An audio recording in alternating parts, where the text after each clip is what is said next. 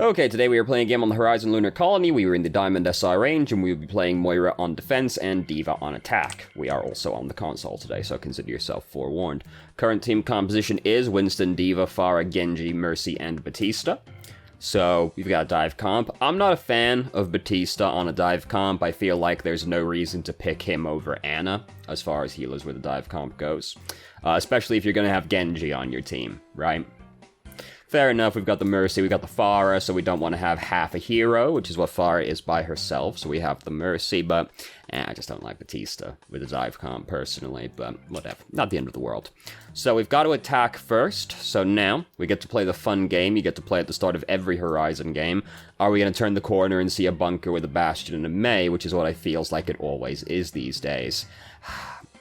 So, Pharah's managed to pick off Ana immediately, and of all people, we've managed to, burst this Roadhog to death, which is not one that happens very frequently, but we did get him.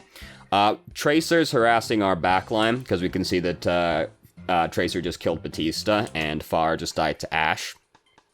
So, there's an Ashe, so we have to worry about that as being, D.Va. You know, we sort of have an obligation to attack people like that. Right now, we're trying to get the Mercy.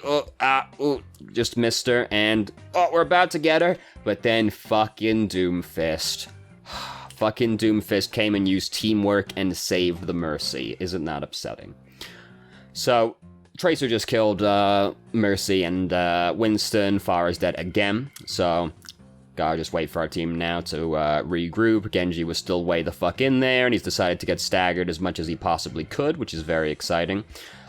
We shouldn't really be staying this far up, because, this exact thing can happen to us, pretty much.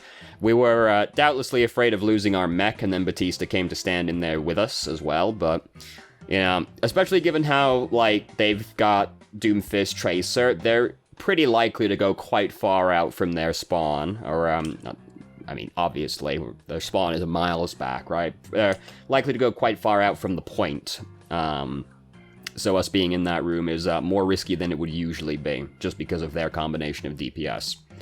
So we've got self-destruct built up, we've also got, what else have we got? We've also got Primal Rage and Barrage, so no incredible ultimates, but we are, building up a fair few ultimates. Pharah's just managed to kill 2 people with Barrage, and, there goes the lob. Yeah, at this point, it feels a little unnecessary, given that she just killed 2 people, and, just looking at the fight from right here, things are going pretty well. It feels like we could just get in there and start fighting, and that would be more than enough, but self-destruct isn't, an incredible ultimate, so I'm also not bothered about chucking it out there just to try and, really confirm that we're going to capture the objective at the same time, Roadhog's here, he's dragging it out, Doomfist is still around out there somewhere, I can hear him, there he is, that was very dynamic looking, wasn't it? Oh, backwards fucking elbow slam. But he's fucking dead now. Oh, here comes Lucio to contest the point a little bit more, but, we're going to capture it, it's just, the little bit extra annoyance, oh, of course fucking Lucio's here as well. That's, quite an early Dragon Blade there, Genji. Right here? Did you dash first, at least, before you did this? Oh, he dashed there, at least, I guess, but, I don't know, I don't feel like that's the optimal way he could be using his Dragon Blade. Let's see if he kills the entire enemy team and shows me. No, he's fucking dead, isn't he? He's fucking dead. Great job, Genji. So, anyway, we're still fighting. We're not waiting for Genji to get back, because fuck that guy, right? Ashe did die, but Ashe got rezzed. We're trying to help with the Doomfist situation right now, because, our backline are getting harassed pretty heavily, but a lot of our teammates are starting to die at this point, so we just want to back out. Batista, he could just walk out this door and come to us and be safe, But instead, he elects to go the longer way to get to safety. Not Doomfist, Roadhog managed to kill Mercy. Batista died in the end because of fucking course he did, going that way. And, oh, here's Doomfist again. You know, unfortunately, we're not incredible at, stopping a Doomfist as D.Va. We've got better options than some people do, because we can, you know, boop the person away, we can boop the Doomfist away, when he does the uppercut, we can put Defense Matrix over him so that he can't shoot the person, which is how Doomfists usually try and kill people, is uppercut and then shoot them. So, you know, we've got more options than some people, but we don't have hard crowd control, which is the real, like, way to deal with Doomfist. Boy, that Mercy was fucking far out, wasn't she? This was a very scary position. Fucking golden bobs right there, but we've got he's not targeting us, and the immortality field's on us as well. I'm not sure who just shot past us that Mercy was following, but someone shot past us. They are all, like, mad overextended, but things are very overwhelmingly chaotic right now. So, me, right here, I look at the Ash that's this far up, and I go, I'm gonna try and kill this fucking Ash, because, like, the best she can do is run away from me. But then also, this is all happening behind us at the same time, so the other case is, like, turn around and try to peel for your teammates, you know, which would also be fair enough. Me, personally, I see how badly overextended the enemy team is, and I go, I want to kill the Ash, who I'm good at killing as D.Va, who is overextended, more than I want to try and help deal with the Tracer behind me, whom I'm not incredible at fighting. Oh, here comes the Mercy. Oh, we pushed her out of the range of res, so she's upset about that, and we managed to kill her before she got back to safety as well, so that was pretty sick. It's the nice thing about playing a character that has a knockback, is it's very easy to stop Mercy rezzing somebody, you know? This is why Bridget's really good. You can stun her, or if you can't stun her, because they've nerfed the stun 12,000 times, you can push her away with Whip Shot, and that's always very enjoyable as well. The Mercy is upset regardless, and that's really, you know, the goal. So, unfortunately, the enemy team, their spawn is quite close to the objective, and we started killing them, but it wasn't exactly a smashing success victory. So by the time we're actually getting to the objective, they're reinforcing anyway, and now much the same thing is happening again. We attempt to go for the lob right there, we didn't quite get the lob, we did still manage to kill someone, but we didn't manage to get back into our mech in time. Could we have, feasibly... we could have tucked into the corner a little bit more, but, like, realistically, we'd probably die regardless right there. Unfortunately, we didn't get the lob either. The mech ended up stalling out, which is also very sad, but I mean, it was a real fucked situation, wasn't it? This is the thing when the enemy team comp is, like, fucking Doomfist Tracer, is that, like, this kind of foolishness just starts happening, you know? Especially if it's, like, the defending team, 'cause, like, how often do you see a fucking fight breaking out in the fucking farm on Horizon, right? Like, it's pretty fucked up. So that fight was much more of a success for us. Unfortunately, their spawn is still real close, and they're playing a lot of fast heroes. So they start reinforcing quite quickly. We've been trying to use this amplification matrix as much as we can. Unfortunately, it's not really great. The best we can do, really, is, like, chuck our rockets through it. I'd rather chuck them at, like, somebody other than, Bob, to be honest with you as well.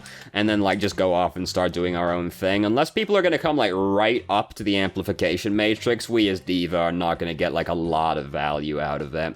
If we're baby D.Va, though, and we're behind the amplification matrix, oh boy, they best be fucking scared. So, things have started going very badly. It looked like things might turn around very briefly right there when McCree kills 2 people, but no, things are actually still quite terrible, aren't they? And it doesn't actually improve the situation very much. So, it's a real clusterfuck of a game. I feel like it's difficult for us to get a lot of value out of, D.Va in this round. Their Tracer just changed to Widow. Now suddenly playing D.Va became a lot more appealing.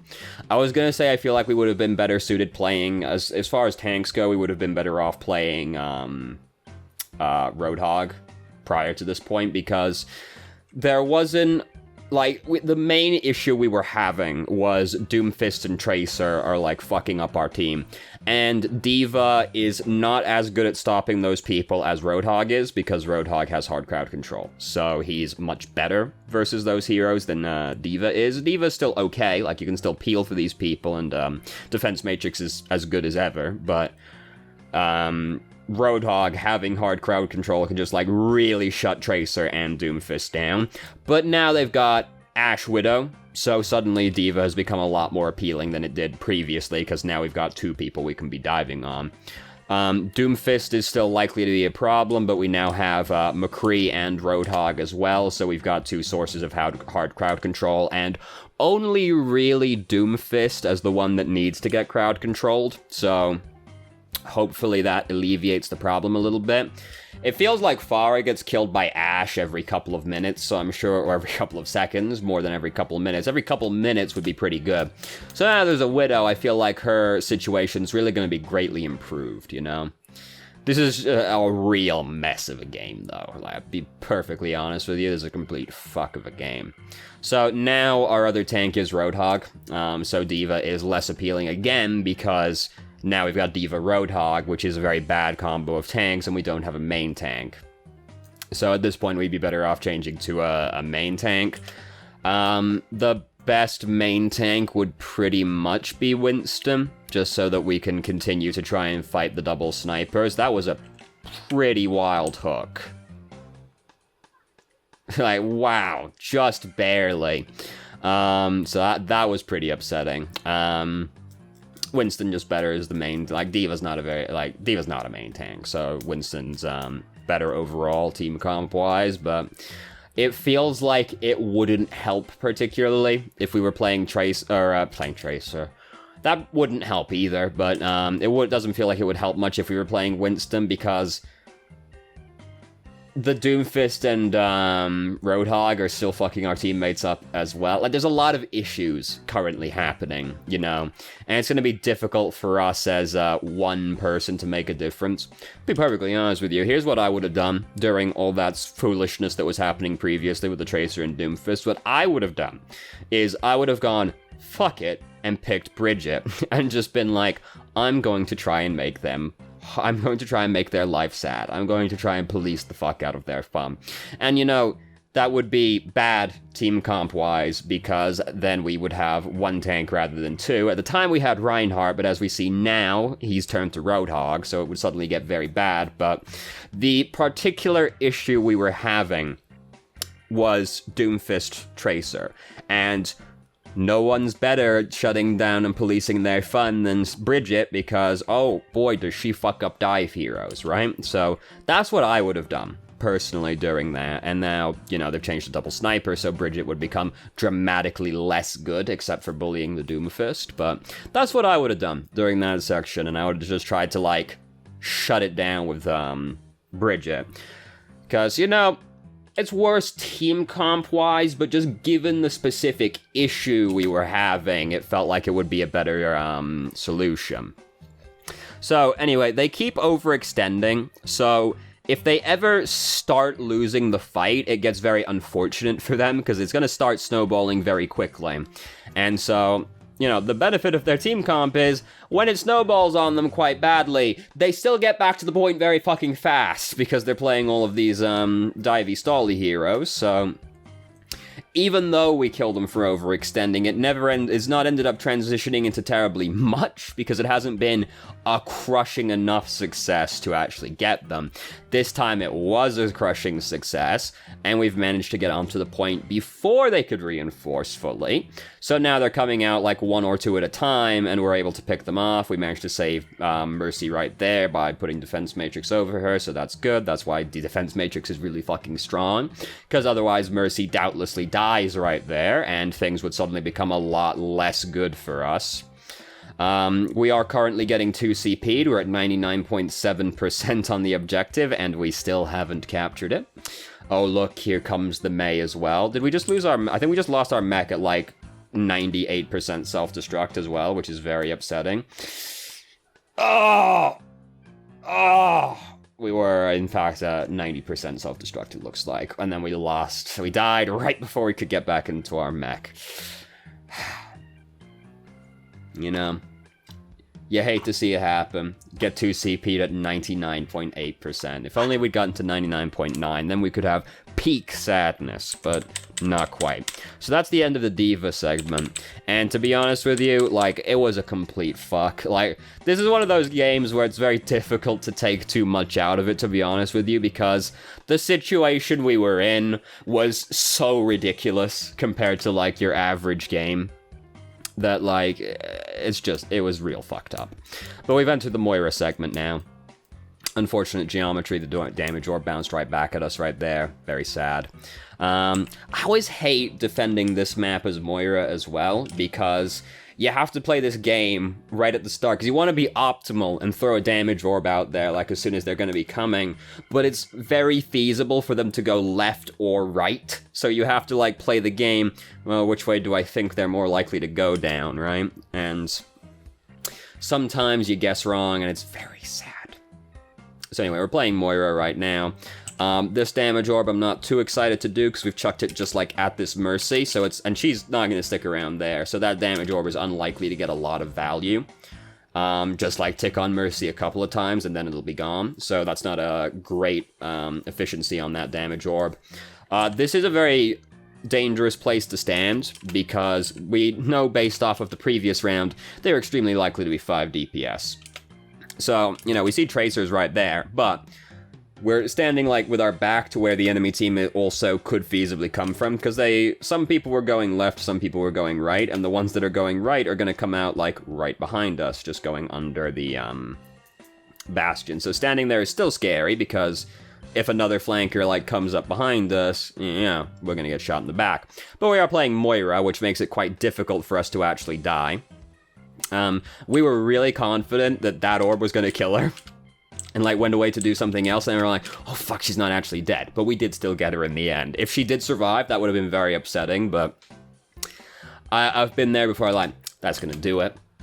Seems to be taking a long time to do it, but it did do it in the end. So this is where their bad team comp can end up coming back to bite them, because now we've got the bunker set up. So if they continue playing as they were previously, which was really just like 4 DPS and Roadhog bouncing around doing whatever the fuck, they need to now actually put a concerted effort into killing Bastion, or it's not going to work out for them because Bastion's gonna just mince through them.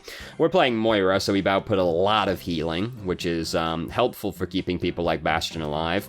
Looked a little bit ridiculous, but what I think happened here was we heard Doomfist coming, and our gut reaction was just like, don't want to get punched, which is definitely fair enough. So it ended up looking a little bit silly, but if you just hear a Doomfist charging out of line of sight, you're better off being safe than sorry. And that's the benefit of Moira, as Fade is a really good ability, but sometimes you've got to be, like, real ready to push that button or you end up getting fucked. I don't like doing this kind of thing where you just use Fade to cover distance very quickly, because, like, you can end up fading directly into danger and then not having Fade. But, like, given the situation we were in, nothing too terrible was likely to be over here, but I don't like doing that sort of thing in general, just because sometimes it seems like it's good and you end up being in a bad situation without Fade, and Moira is at her most vulnerable right after using Fade. That's not true. Moira's actually at her most vulnerable while using Coalescence, counterintuitively enough. But she's at her second most vulnerable right after she's used Fade. So it's always very scary to me just to use Fade to cover distance, just because sometimes I've been like, oh, it's safe to do this, and then I've been very, very mistaken. So we were looking for someone, it seems like, which is fair enough, given that, you know, there's been a lot of people running around. Maybe looking for a Sombra, because we're, like, we're, like, sucking at everything right now without actually seeing anything. But we did end up being, like, so distracted doing that we didn't actually manage to heal these people. We do have to be concerned about, like, staying close to these two right now, because they are really far out, and Mercy's not here. Mercy's over there right now, so keeping these people alive is pretty important. So we do have to try and, like, stay close to them in that situation, just because of how far out they are and how far away Mercy was from the two of them as well. So Roadhog's appeared right next to us. We heard Roadhog, it seems like, and then used Fade, so that's fair enough. But we end up not really putting any distance between them and us. We kind of, like, stay pretty close to them right after using the Fade. Probably out of desire to contest the objective, but I'm more concerned with just staying alive, so I would have liked if we just faded completely off the point, to be honest with you, because I don't want to be standing next to those two at that point in time. Roadhog did use his hook, so it's less scary than it would have been otherwise, but even so, like, if I'm using Fade like that, I'm getting out of here. I don't want to die. Moira's effective range is actually quite far. Here's the Sombra we were looking for earlier. Oh. It was very scary. She was shooting us pretty bad, but we, with some help from McCree, we ended up being fine. So we decided that we're gonna suck Lucio to death right there. I am concerned about doing this just because I can see Mercy's in critical health. So I am concerned about Mercy living more than killing the Lucio right there, but Mercy did end up living. We faded away because we got sniped, I think? Yeah, that was a Widow that shot us. So we like, fuck, get me out of here, but we've ended up fading into where Roadhog's coming from, which is just very unfortunate.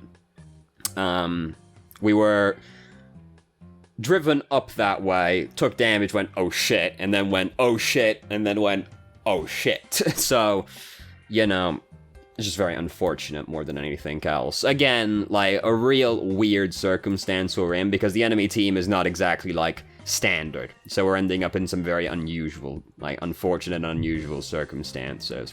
I don't feel like we've learned too terribly much from this game, but we've got, like, a question in the email that we'll talk about as well, so, you know. And sometimes Farah pops out right next to you and barrages your whole team and kills you. Sometimes it be like that, you know? So anyway, not the end of the world, you know, second checkpoint on Horizon is also a fucking nightmare to attack, as we learned previously.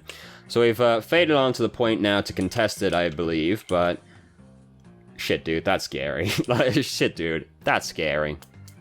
So I don't like doing it all the same, just because of the extreme risk exposed to us. We use Fade right here, because we just took damage, but again, like, we don't fade away from the danger. I see Moira players do this a lot, where they, like, fade and then stay in roughly the same position, because they do, like, that exact movement where they go, whoop, whoop. But, like, if you used Fade, it's because something scary is happening, right? Like, you took a bunch of damage or something threatening is near you, right? So, like, you don't want to use Fade and then be in the same position or very close to it, because now, like, whatever was dangerous is likely still there, and now you're just there without Fade.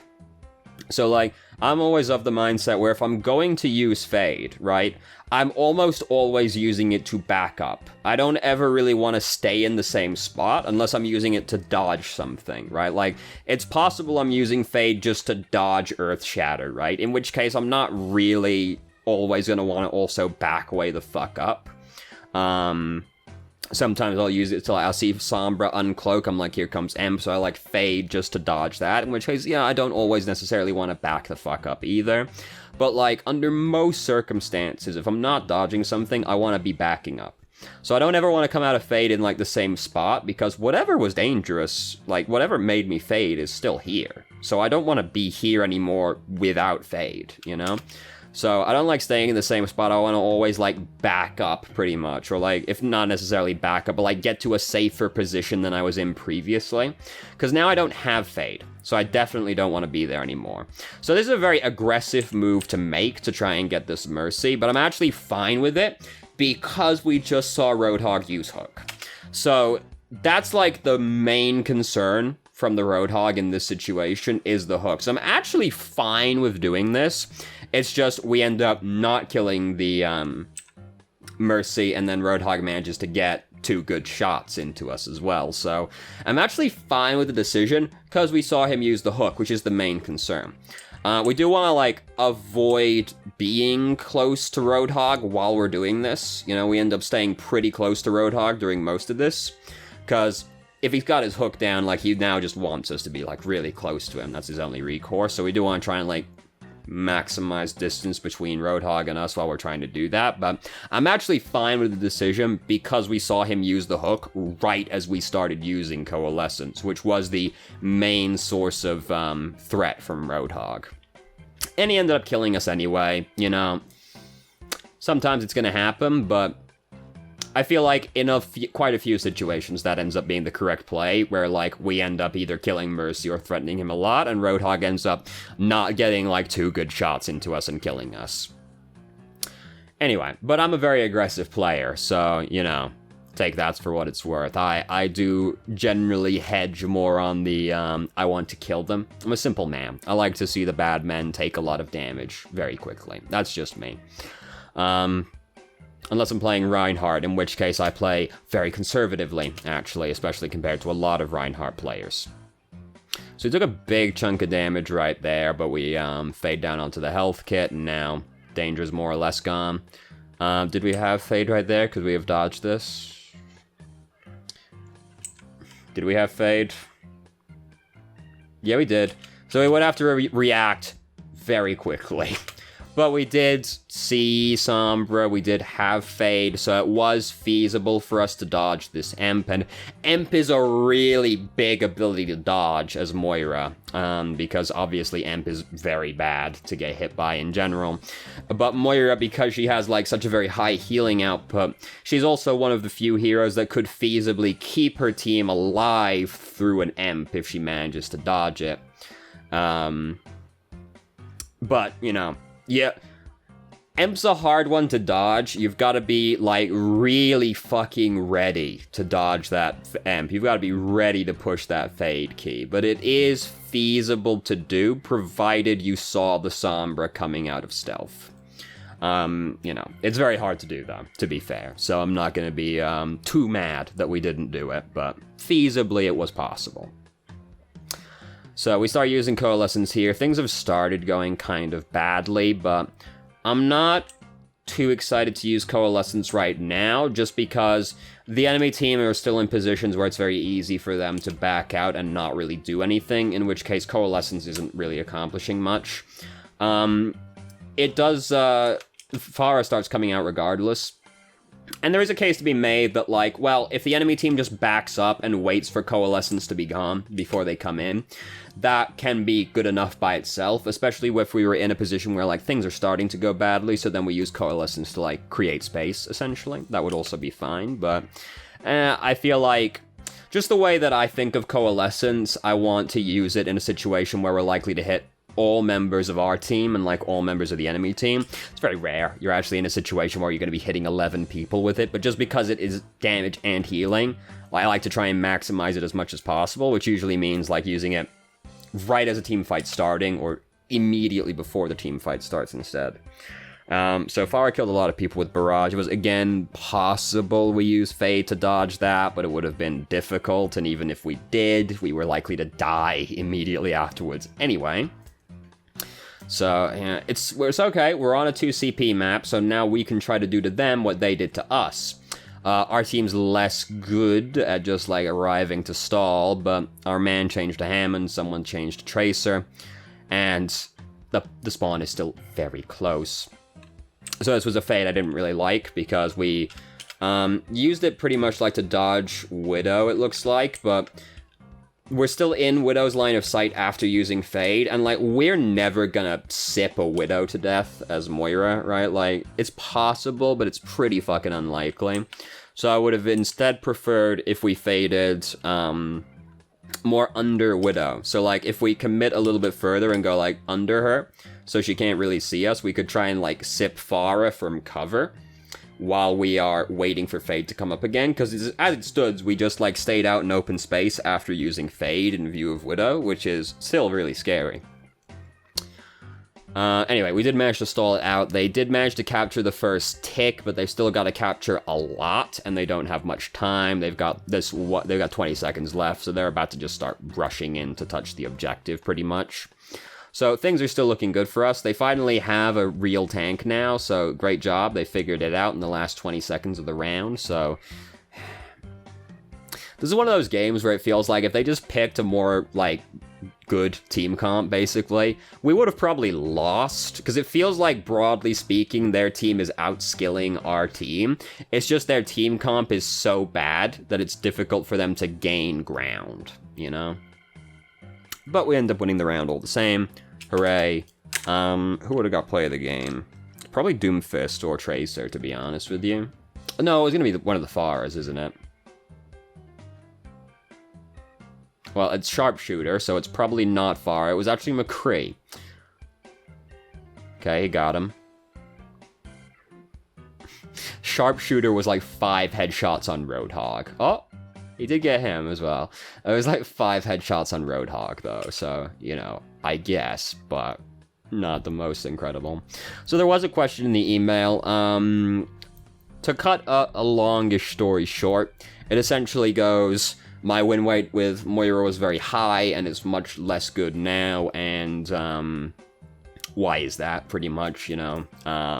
Why am I bad, was said at one point in the email, and, like, there's another question as well, it was along similar lines to D.Va, but that was, like, my win rate with D.Va wasn't that good, but it is worse now as well, so, like, why is that? And, I was actually kind of relieved to read that that was your experience with Moira, because that also mirrors my experience with Moira, where my win ratio with Moira was, because Moira was like the hero I changed to after maining Reinhardt for so long, and then I ended up climbing very high as Moira as well.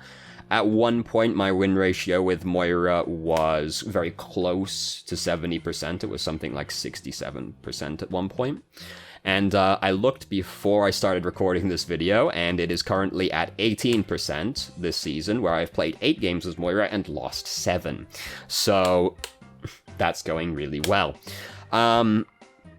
So your experience largely mirrors my experience with Moira, and I think that is just because of the current meta more than anything else. I also feel like as time has gone by, Moira's weakness as a character has been shown a little bit more. Which is basically just that Moira has no utility, right? Like, compared to the other main healers, Moira, the only thing Moira brings that the others don't is that she has the most healing output, right? Like, she outputs a lot of healing, and it's relatively easy for her to do her damage. But, like, that's it. She's got no utility. Compared to Ana and Batista, who have, like, some of the best utility in the game, Moira has, like, none. Moira has no utility at all. And with the current meta as well, like, bunker comps are extremely popular right now, and Moira is so helpless versus a bunker comp, like, because it's usually the Bastion, right? It's always the Bastion bunker comp, and Moira... She can't do anything. Like, her damage to that comp, the damage she brings to that comp is inconsequential. And her one advantage, her massive amount of healing, is negated versus that comp because she ain't out healing a Bastion, right? So, Moira versus that kind of comp is just, like, she doesn't bring anything. So, like, I feel like the current meta is part of the issue, and also just, like, as time has gone by, people have gotten, like, the average skill level of the game just increases as time goes by, and as a consequence of that, Moira's just, like, gotten worse. I also feel like having a lot of healing only really helps if you're in certain kinds of situations, right? Because you need to be in a situation where you can feasibly out-heal the damage, which is not the case versus Bastion. And it is also not the case versus people like McCree and Ashe, who are very popular right now because they do a lot of burst damage. Doomfist also does a lot of burst damage, right? Tracer can do a lot of burst damage. Genji does a lot of burst damage. So, like, Moira's better versus team comps, like, she's good against, like, dive comps, because she is very resilient herself, and she's able to feasibly out-heal those comps, because they might be more like Winston D.Va, Genji Tracer. Now, Genji Tracer can kill someone through Moira's healing, but it is much harder for them to do it. There's, like, a mechanical requirement for them to do it, right? Whereas Ashe has only got to click on your head once, and then that's it, you're basically dead. Moira isn't really likely to bring you up quickly enough to out-heal that, unless you're a tank. If you're a squishy hero and you get headshot by Ashe, like, you're in a bad fucking spot, my man. You are either fully dead because she was damage boosted, or very close to dead, in which case Moira ain't saving you from that. If you get punched by Doomfist, Moira ain't saving you. You know, if you're out in view of a bastion, you ain't getting saved by Moira. So, like, the kind of heroes that are popular right now, and the kinds of compositions you're likely to encounter, are just very bad for Moira, I feel like, as well as just her weaknesses being more exemplified as time goes by. So, you know, like, watching the game, did we play perfectly? No, we didn't play perfectly, but I also, which, you know, is still worth pointing out, but I also feel like your win rate on Moira being lower right now isn't really much of a reflection of your skill with the character, as it is just a reflection of the current meta really not suiting Moira's strengths. There's, like, no dive comps out there, and the popular heroes, Moira brings very little to fighting them. So it's unfortunate for Moira more than I think anything else right now, and your experience mirrors my experience with Moira, where, like, I climbed to Masters playing Reinhardt, Moira, and Bridget, and currently I'm out here, played 8 games of Moira, lost 7 of them, right? So, like, yeah, I just feel like Moira's not suited to things right now, so I wouldn't take it, I wouldn't be too upset over your win ratio being low, and I don't think it's really much of a condemnation of your skill. I think it's just Moira in the current climate is a lot worse. With D.Va, it's harder to say off this game specifically, just because this is such an unusual situation to have been in. Like, the round we were playing D.Va, everything was pretty fucked up. You know, D.Va usually has a much simpler flow chart than the one that we were put into right there. Because really with D.Va, what we want to be doing, especially if, like, we're partnered with a Winston, right? We're diving people. We want to be jumping in there and harassing people like Ashe, people like Widowmaker, the backline in general, you know. And then also, like, peeling for our teammates as well, if we're not in a position where we can be doing that, right? Like, we're trying to keep our teammates alive from people like Reaper, Roadhog, as we did do during that round. We had a couple of opportunities to do that. We're trying to, like, save people with Defense Matrix. We're trying to peel with Shift if necessary as well.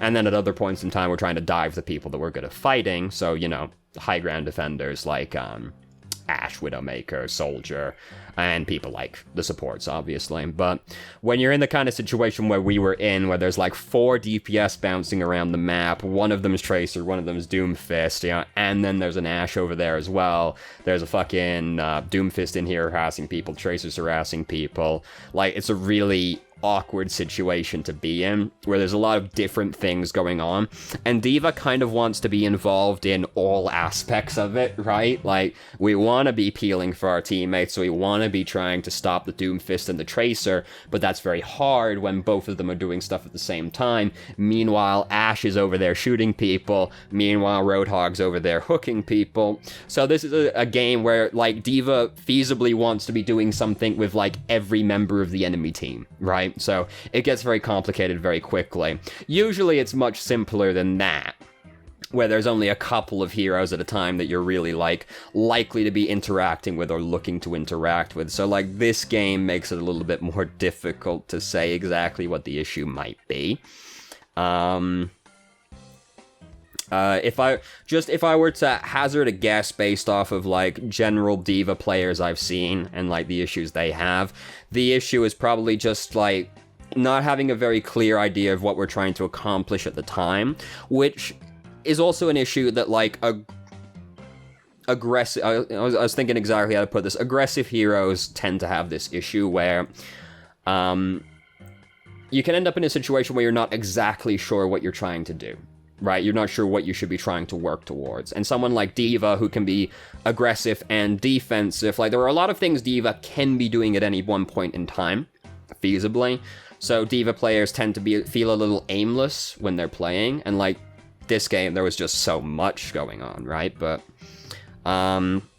in most games, like, you want to be looking at, like, the thing that is most concerning to you, right? Like, there are games where the thing that your top priority is just harassing the high ground defenders, right? Like, they've got like Hanzo, Widowmaker, and you just want to be like harassing them. So your whole game plan revolves around like trying to get to them to disrupt them, right?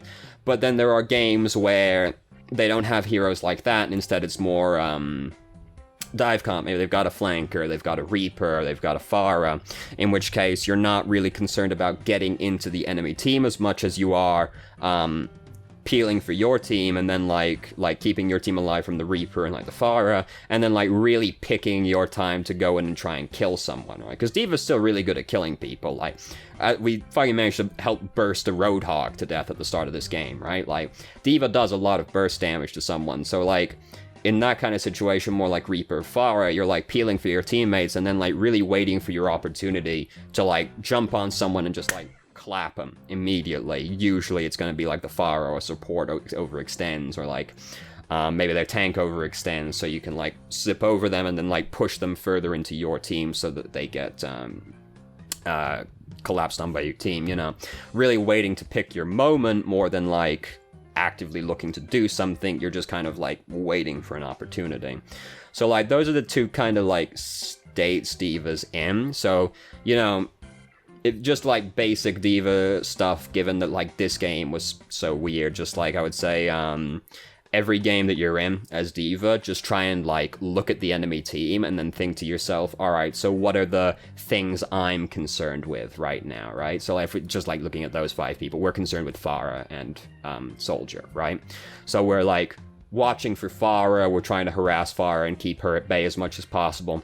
Meanwhile, we're also keeping an eye on Soldier, and if we see a situation where either of these heroes like steps too far out, we just like go on them, try and pick them off with like our big burst damage, hopefully a teammate helps as well, and then bam, you know, we're at a numbers advantage.